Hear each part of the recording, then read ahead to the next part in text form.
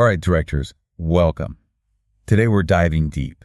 We're really going to get into the secret heart of, well, truly captivating performance. We're going to pull back the curtain on something profound, something that lives beneath every single spoken word. It's like this quiet but incredibly powerful current of unspoken truth. We call this the inner monologue. And look, it's not just some acting concept, right? It's the eighth fundamental step in the Chubbuck technique. It's a cornerstone of building characters that genuinely breathe on screen. Absolutely. It's foundational. And for you as a director, getting your head around this, understanding it, it's, well, absolutely non-negotiable if you want that level of performance. Exactly. You know, the inner monologue is genuinely one of the most potent instruments an actor has, but it's also, I'd say, one of the most frequently misunderstood. How so? What's the usual mistake? Well, people often think it's just a running commentary, almost like a voiceover explaining the scene in the actor's head. Right, like internal exposition. Precisely. Or they treat it like some detached intellectual analysis of the character's motivations. You know, why am I doing this kind of thing? But no, it's far more visceral than that. It's much more urgent. Think of it more like the internal combustion engine. It's what ignites the entire scene from within. An engine. I like that. So it's the power source. It is. It's the character's most secret prayer, maybe. Or the deep-seated threat they just can't shake. That ache that won't go away, or the fierce denial they're clinging to for dear life.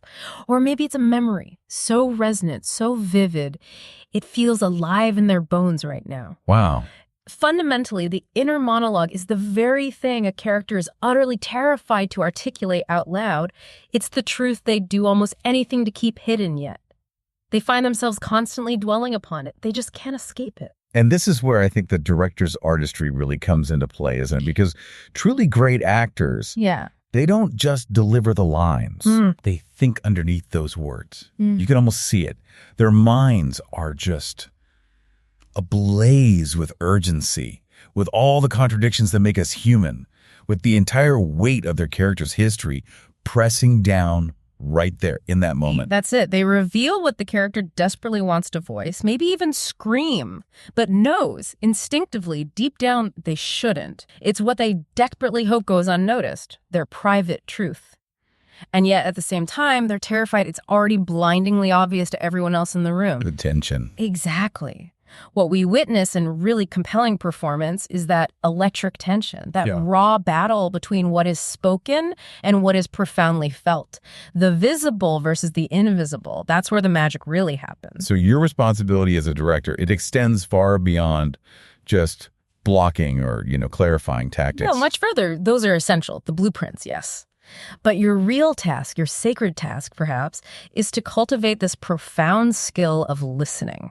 Listening for the silence that resonates underneath the sound. Listening for the silence. You have to consistently ask yourself and guide your actors to ask, what is the raw wound this character is desperately trying to conceal right now, in this specific moment? Not just generally, but right now. Right now. What is the undeniable truth they're striving to bury deep inside? A truth so volatile it feels dangerous even to think it.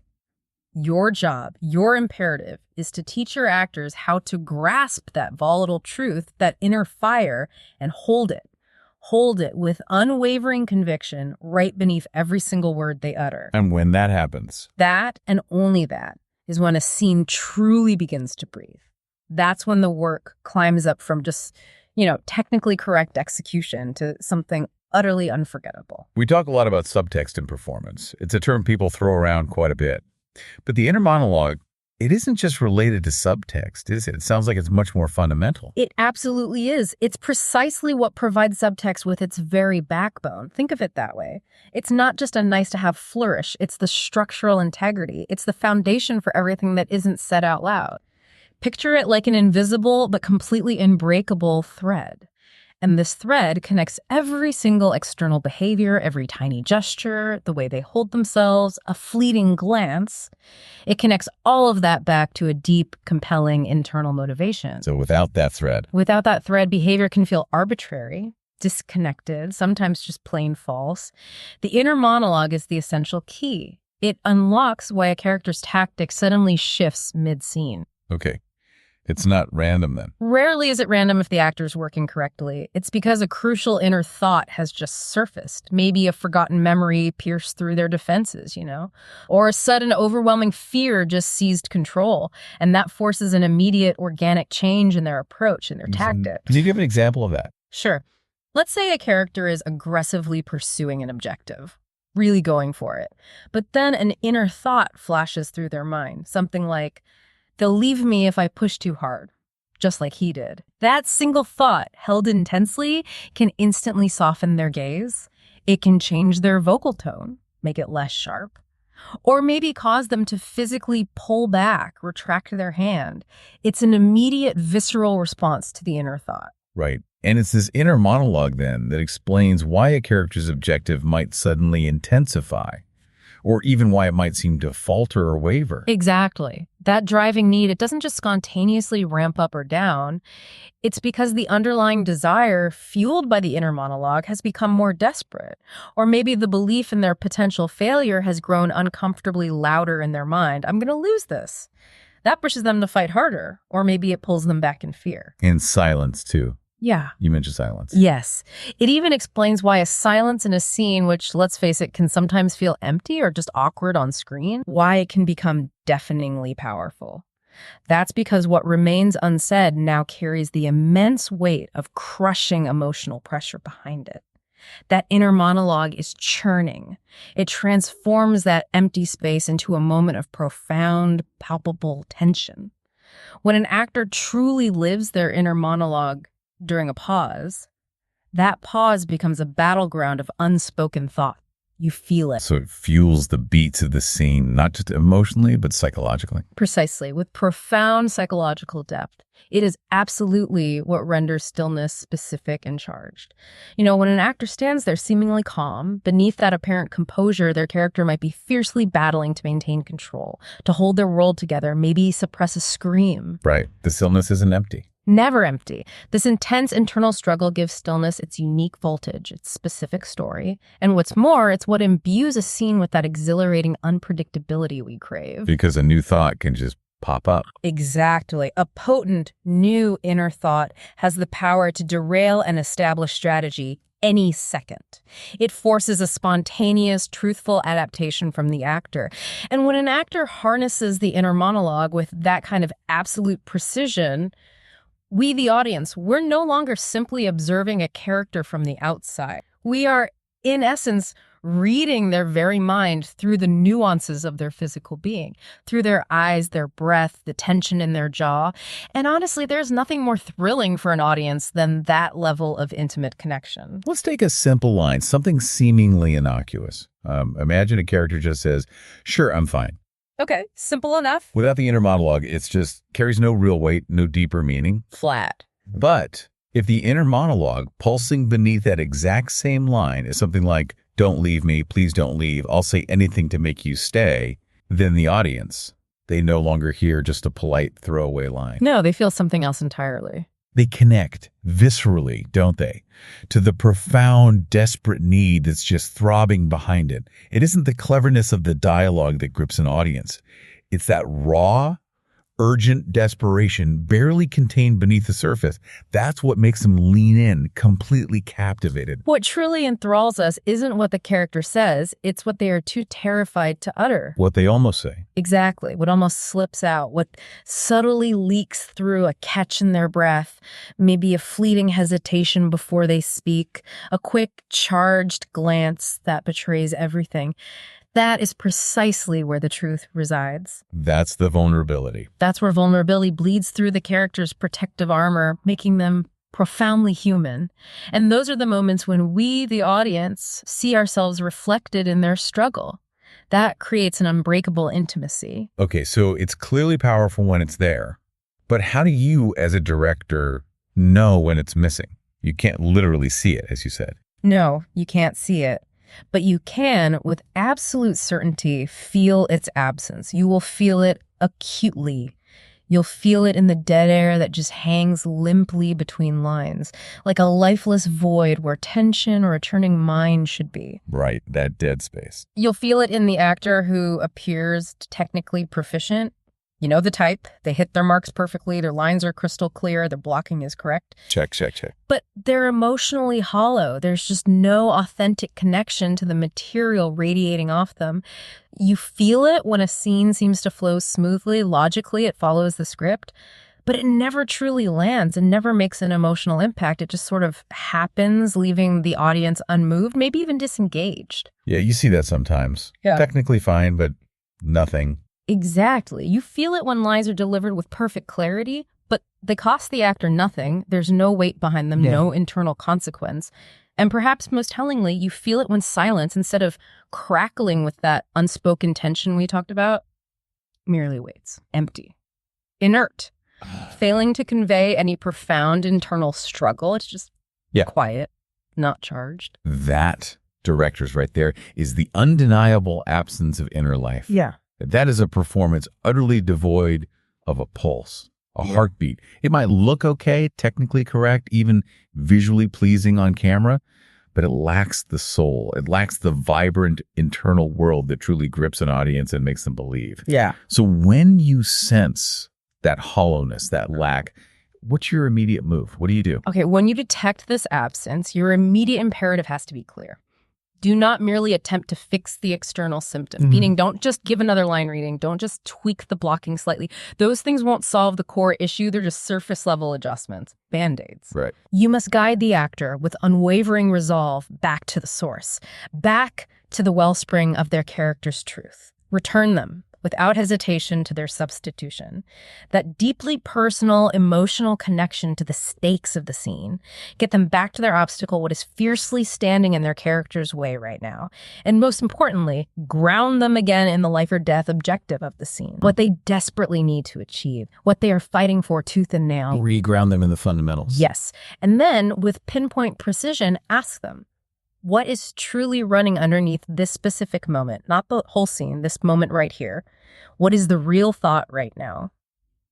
Notice I said the moment, not just the line. Okay, the specific beat. It's the breath taken between tactics. It's the sudden flash of a memory that compels a tactic to shift, forcing a spontaneous, organic, and truthful response. It's about igniting that inner engine again, getting it running. Okay, so we've established its power, how crucial it is, and how to spot when it's gone missing. Now let's talk about actually building it. How do you construct this inner monologue? Right. So let's assume your actor has done the foundational work. They've meticulously locked into their core objective, what they want more than anything else in this scene. Check. They've fully embraced their obstacle, the specific thing, person, or internal conflict standing powerfully in their way. Yeah. And they've deeply personalized their substitution, found that unique, potent emotional connection that makes the circumstances of the scene resonate personally for them. Got it. Objective, obstacle, substitution are solid. It is then and only then that the time comes to meticulously construct the emotional undercurrent. The thing that will render every single tactic intensely personal and every beat profoundly dangerous. That vital undercurrent is, of course, the inner monologue. And this isn't just filling time. Absolutely not. It's the raw, exquisitely specific, and psychologically undeniable truth that courses relentlessly beneath the character's surface. This is not about merely filling silences with random thoughts, like some superficial exercise just to avoid dead air. It's deeper work. Much deeper. This is about an excavation, a relentless pursuit to uncover what is truly driving those thoughts, what primal need compels them. The inner monologue, remember, is the engine that powers the tactic. It gives the tactic its specific, undeniable force and purpose.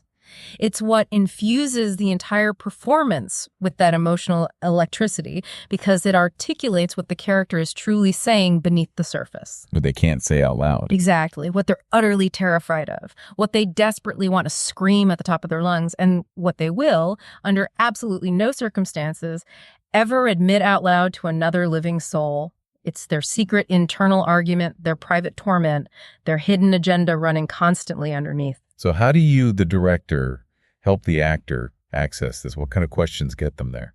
You need to ask penetrating, unyielding questions. These aren't casual prompts. Think of them as surgical tools designed to open up their inner landscape. You might ask them directly, What am I really thinking in this precise moment? What do I wish I could say out loud right now, but absolutely cannot? What truth am I utterly terrified the other person might see in me if I let my guard down for even a second? That's vulnerable. Incredibly. Or what truth am I desperately trying to hide or deny even within myself? These questions, they're not abstract philosophical musings. They are designed to unearth the character's deepest emotional engine, their raw, vulnerable core.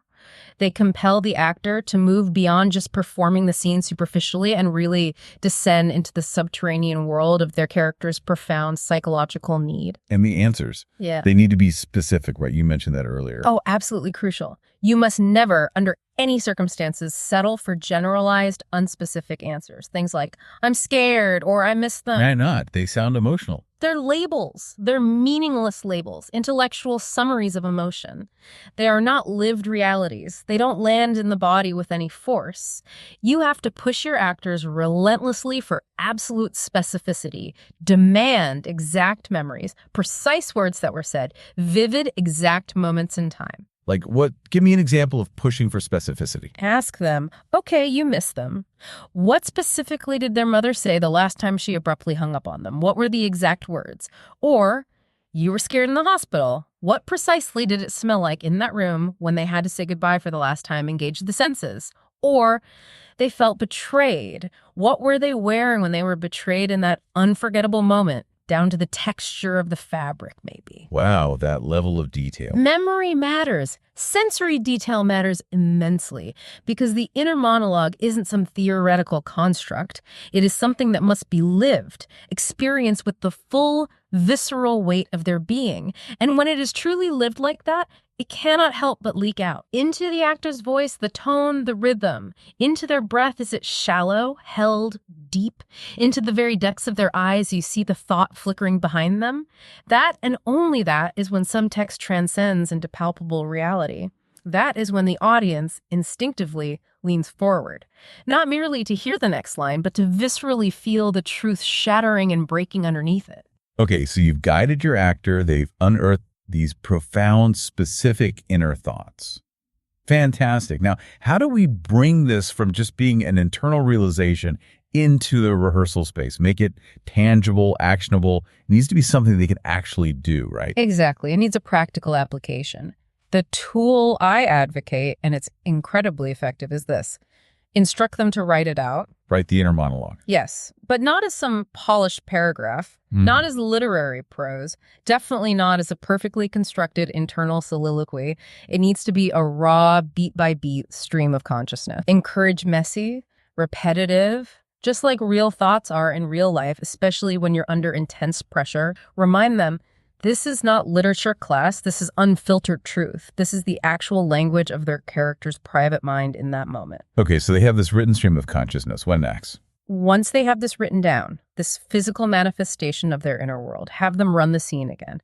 This time, instruct them to whisper the inner monologue under their breath during the rehearsal. Whisper it out loud. Just barely. It should be just loud enough for them to physically feel the rhythm of their thoughts syncing up with the rhythm of the scene, but quiet enough that it remains essentially internal, unheard by anyone else on set or in the room.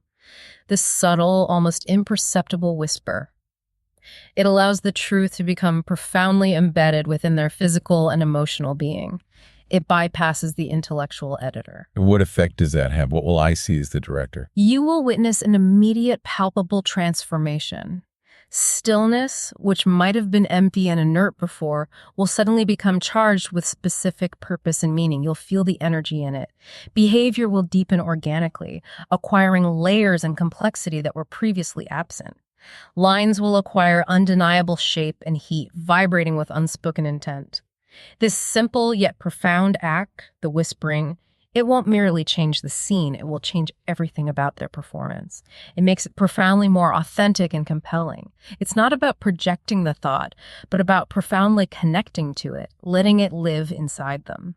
That makes sense. Yeah. But crafting an effective inner monologue, one that truly works like that, it sounds like an art in itself. It probably takes practice. It does, and not all actors possess the innate skill or maybe the willingness to craft a truly usable inner monologue right from the outset. What goes wrong? Some will overthink it, They'll transform it into an academic essay, too intellectual, too detached from the raw, messy emotion. Others might remain too abstract, creating sort of philosophical observations instead of deeply personal, high-stakes internal realities that actually fuel action. Right. So it needs to be personal and urgent. Absolutely. A truly powerful inner monologue is never a performance of thought, nor is it an explanation of emotion. It is, at its very core, a raw, unfiltered emotional confession. It has to be intensely private, feel utterly exposed, and be profoundly urgent. A confession. Yes. It must possess that visceral feeling, like the actor is whispering a truth they would never, ever dare utter aloud to another living soul. A truth so vulnerable it almost aches just to think it. It has to be the authentic language of vulnerability, not some calculated strategy or a clever acting device. So messy is good here, too. Messy is essential because a great inner monologue isn't poetic. It's messy. It's profoundly human. It leaks out despite the character's best efforts to contain it. And this is key. It absolutely must cost the actor something significant to even contemplate it, even if it's only within the confines of their own mind. If it doesn't carry that deep personal cost, it simply won't possess the inherent power to drive compelling, authentic behavior. It'll be inert. Okay, so how do you guide your actors to write these potent inner truths, these confessions that cost something?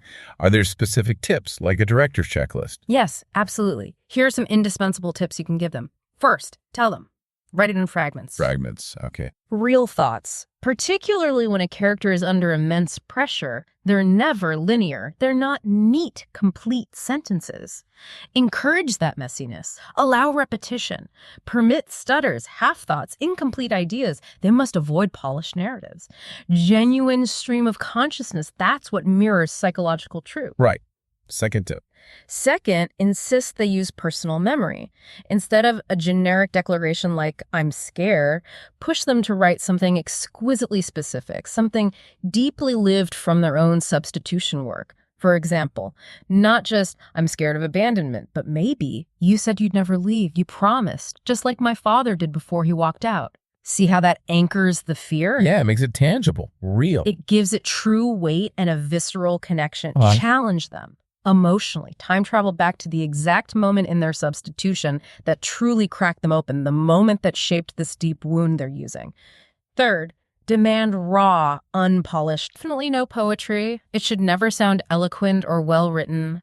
It must sound desperate, or guarded, or furiously angry, or deeply ashamed. Anything but clever or composed. The more unfiltered and visceral it feels, the more powerfully it will fuel authentic, unfiltered behavior. It should feel like something dredged up raw from the subconscious, not carefully constructed prose. Makes sense. What else? Fourth, and this is absolutely critical, instruct them to never write for the audience. Not for us. Not for anyone else. Tell them, write precisely what you would never, under any circumstances, want anyone else to hear or see. This is not designed to be performed. It is designed purely to ground what is performed, to give it its undeniable, unshakable truth. Got it. Private. And the fifth point. Fifth, make sure it costs something. If the thought doesn't feel inherently risky to contemplate, if it doesn't make the actor flinch internally, even just a little bit thinking it, it will not possess the power to drive compelling behavior. The most effective inner monologues feel like leaping into icy cold water. You instinctively flinch, right? You recoil, your body screams no, but you plunge in regardless because the need, the urgency of that internal thought is so overwhelming it compels you forward. That's the level of internal risk we're looking for. Okay, so they've written it raw, fragmented, personal, costly. Now, just keep it on the page. No, it needs to be embodied. Beyond the initial writing, encourage your actors to speak their inner monologue aloud, softly, to themselves. Like the whispering practice. Exactly. But even outside of direct rehearsal, this isn't about projection or performance voice. It's for that vulnerable, private murmur, like someone confessing solely to themselves. They can do this while walking around during rehearsal downtime, even in the quiet moments between takes on set. Why do that? This practice, repeating these lines under their breath, it conditions the actor's body. It keeps them deeply tethered to that emotional truth, even while they're simultaneously pursuing external goals within the scene, saying lines, hitting marks. It keeps the inner life alive. Any other techniques for embedding it? You can also suggest they record their inner monologue on their phone, just a simple voice memo. Then they can listen to it quietly, maybe right before each take. This allows that inner world to seamlessly bleed into their behavior without conscious effort or overt thought during the take itself. The aim isn't memorization of the monologue. When the inner monologue becomes truly embodied, truly lived in, it transcends merely influencing a single line here or there. It lives, it breathes, it pulsates within every single tactic, every silence, every subtle shift in the scene.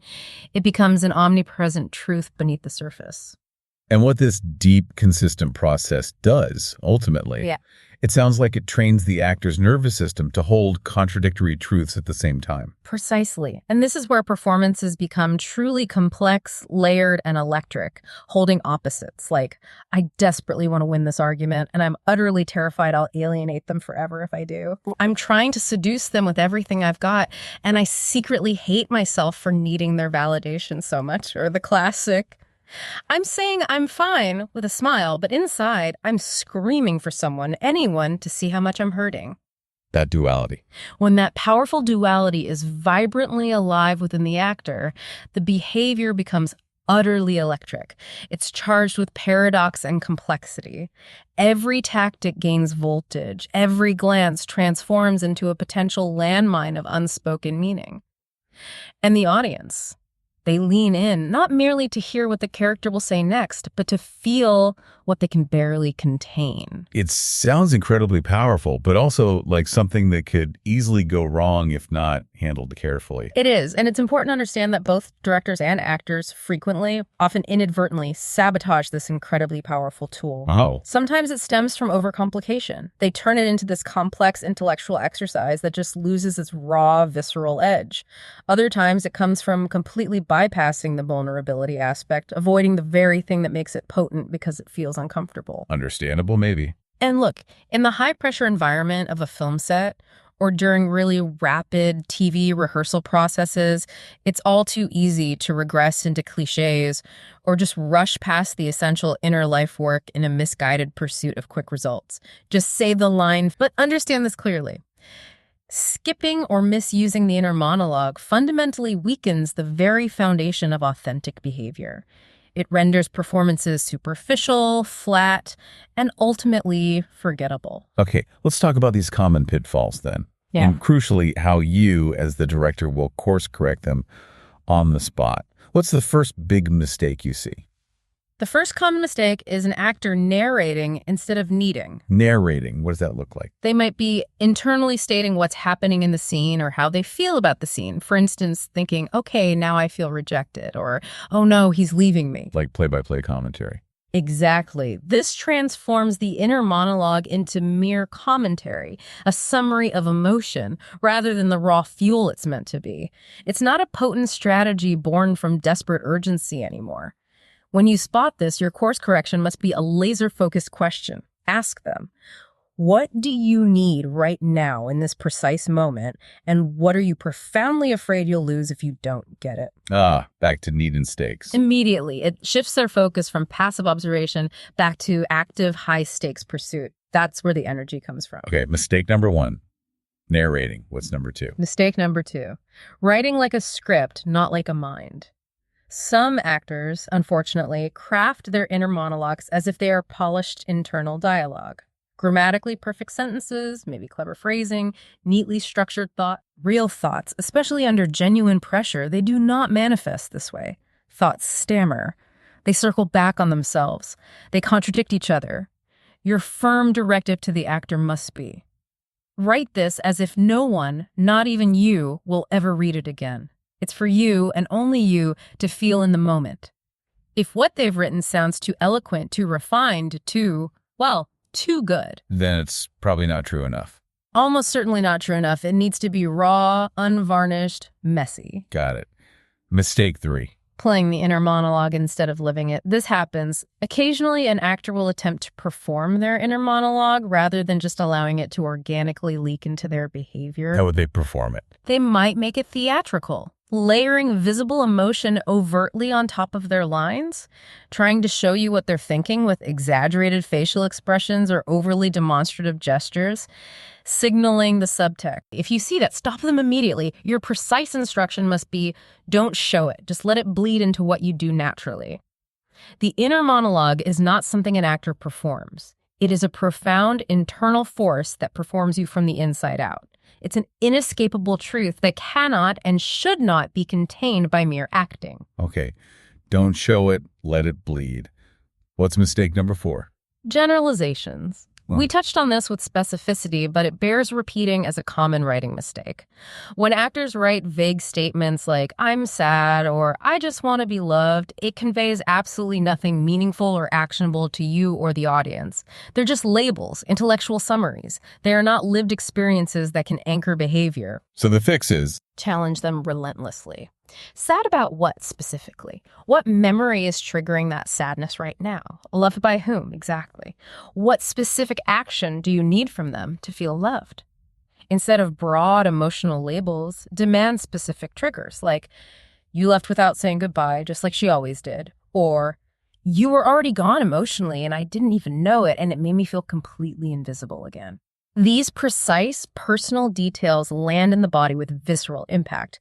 Detail always makes the internal danger real and palpable. Makes sense. Go. Okay, one more common mistake. Yes. Number 5, using it as emotional beat. Meaning? Meaning if the actor is consciously trying to cry, for example, if their goal becomes, I need to produce tears in this moment, then they are not, in that moment, genuinely trying to win their objective within the scene's circumstances. They're chasing an effect. Exactly. They're chasing an external result, trying to manipulate an emotional outcome. Emotion used in this manner becomes self-indulgent. It's about the actor, not the character's urgent need. It's not strategically vital to achieving the objective. So how do you redirect that? Your redirection must be clear and absolute. How does feeling this pain right now help you win your objective? How can you use it as fuel? If crying happens as the natural, organic result of their relentless pursuit of the objective, despite the intense internal battle raging inside them, that is acceptable. That can be incredibly powerful. But the unwavering goal must always be action, behavior, the pursuit of the objective. Emotion is the byproduct, the consequence of that internal struggle, not the goal itself. Right. The emotion serves the objective, not the other way around. Precisely. Yeah. And when the inner monologue is used with that kind of absolute honesty and precision, following these corrections, it accomplishes something truly extraordinary. It makes the invisible visible. It transforms the actor's private internal war into something the audience can perceive and feel, subtly yet viscerally, even without a single word of exposition being spoken. It saturates the air with unspoken urgency. It cracks open the silence, imbuing it with profound meaning, filling that void with palpable tension. The audience may not intellectually comprehend exactly what the actor is thinking, but they feel it. They undeniably feel that something monumental is being fought for, something crucial is being buried, something fragile is being barely held together by sheer force of will.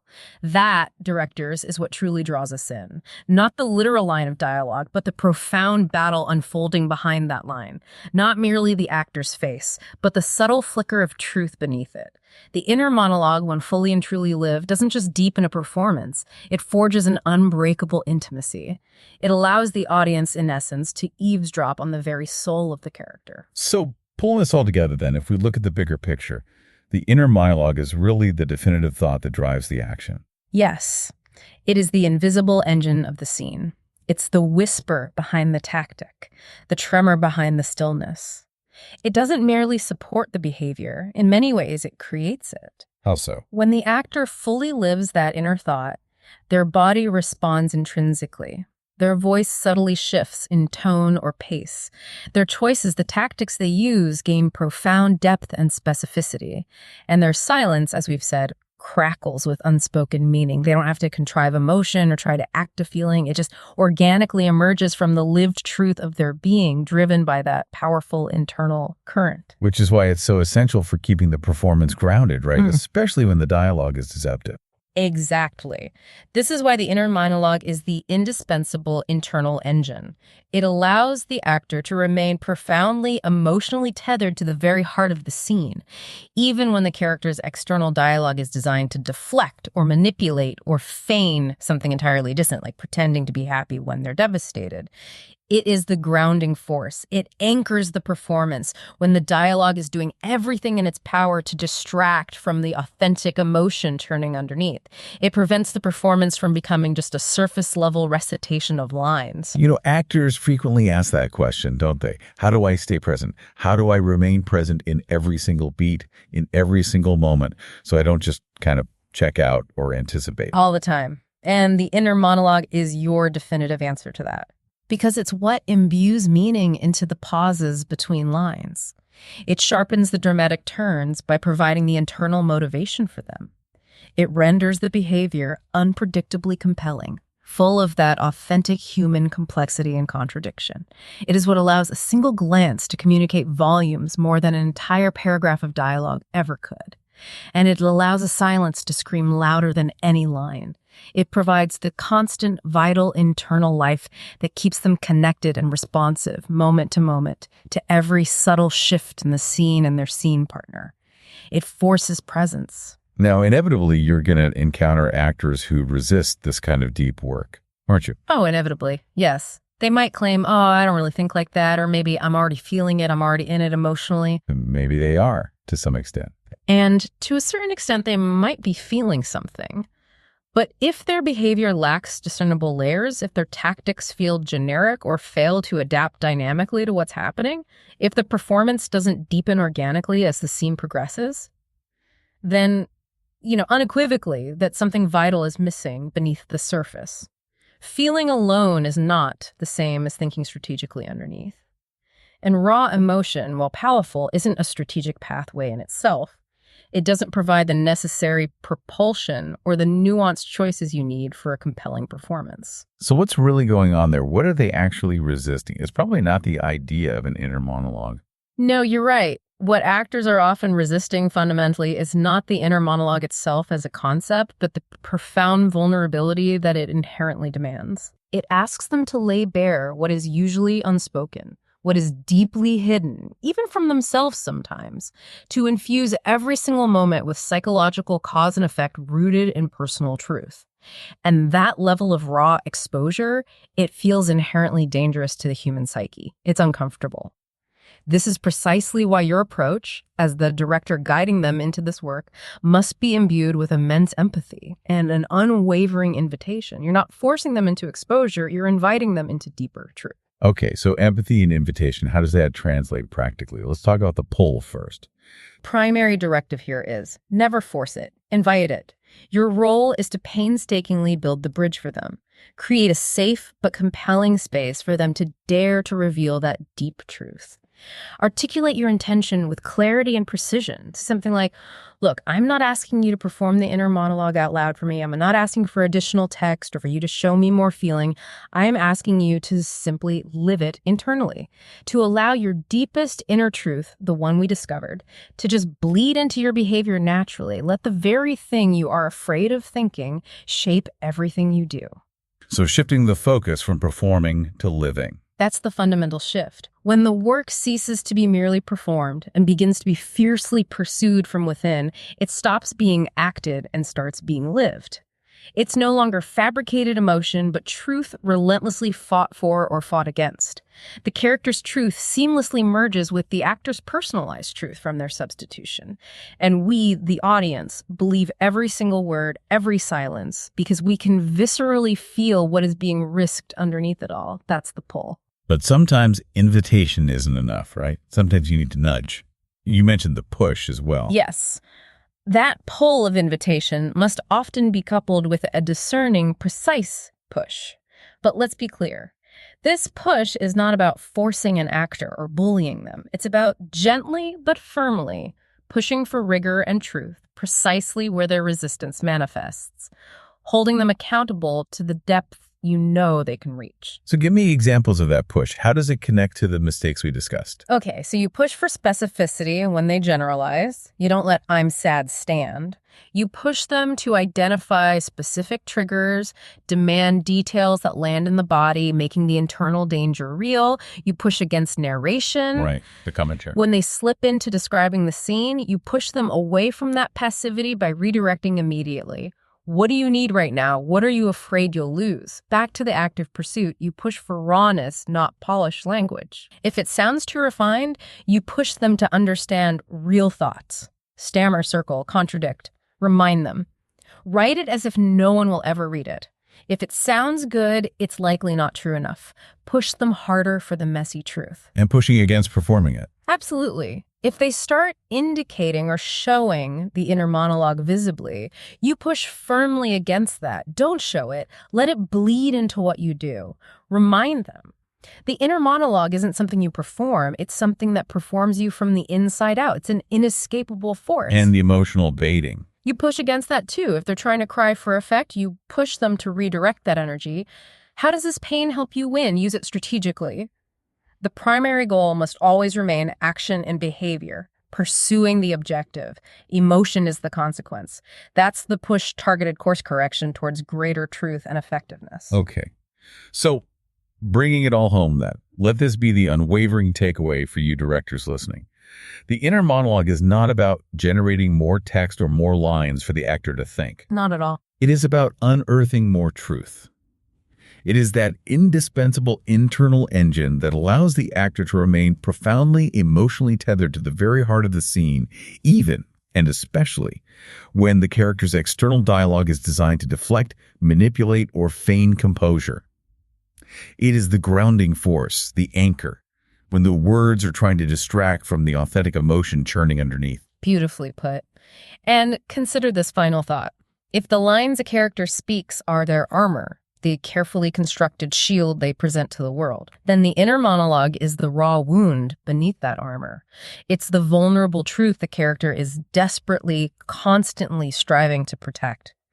And when the audience can sense that wound, when they can feel its presence pulsing under the surface, even if they cannot explicitly name it, they are irrevocably pulled closer. They lean in, not merely to observe a performance, but to intimately experience the character's private, internal war. And that's the goal, isn't it? That's when it becomes more than just a movie. That is the transcendent moment. When acting ceases to be mere entertainment or technical skill and transforms into a profound revelation of human experience, this is when a performance transcends the ephemeral, the momentary, and becomes truly, deeply unforgettable. Master this, directors. Master the inner monologue, and you will unlock depths in your actors and in your work that you perhaps never knew they possessed.